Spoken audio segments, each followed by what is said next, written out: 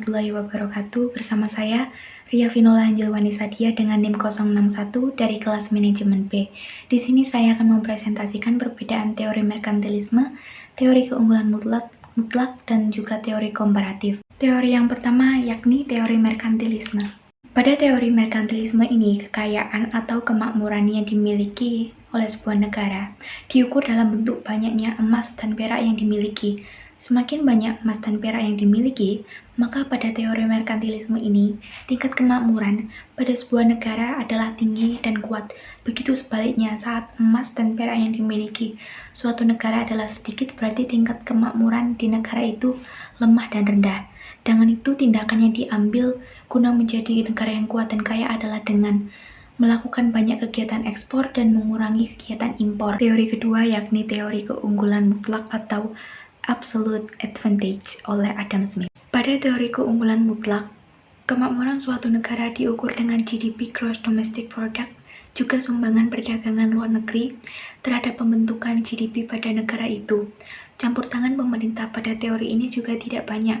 Hal ini guna menciptakan adanya pasar bebas atau free trade yang kemudian munculnya persaingan ketat, sehingga tiap negara akan melakukan spesialisasi, juga pembagian kerja internasional berdasarkan pada keunggulan absolut atau absolute advantage yang masing-masing negara itu miliki.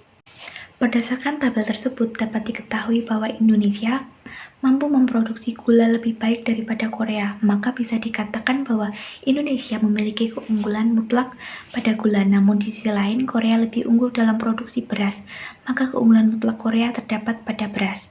Melalui hal itu, Indonesia sebaiknya melakukan spesialisasi pada gula dan Korea melakukan spesialisasi pada beras, sehingga kedua negara bisa melakukan perdagangan internasional. Perdagangan internasional akan terjadi serta menguntungkan apabila kedua negara masing-masing dalam negaranya memiliki keunggulan absolut yang berbeda. Dengan demikian, apabila hanya satu negara saja yang memiliki keuntungan untuk kedua jenis produk, maka tidak akan terjadi perdagangan internasional.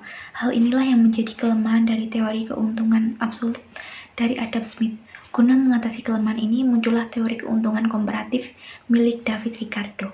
Teori keunggulan komparatif dari David Ricardo. Menurut David Ricardo, negara-negara yang tidak memiliki keunggulan absolut tetap dapat ikut berkontribusi dalam kegiatan perdagangan internasional dengan cara melakukan spesialisasi pada produk-produk yang telah dihasilkan negara tersebut, dan keunggulan komparatif juga akan muncul saat negara dapat produksi barang atau jasa dengan biaya pengeluaran tenaga kerja lebih sedikit dibanding dengan biaya pengeluaran tenaga kerja yang dimiliki oleh negara lain. Berdasarkan pada tabel yang ada di samping ini, Belanda lebih unggul baik dalam produksi kain dan juga gula, dengan keunggulan terbesar terdapat pada gula.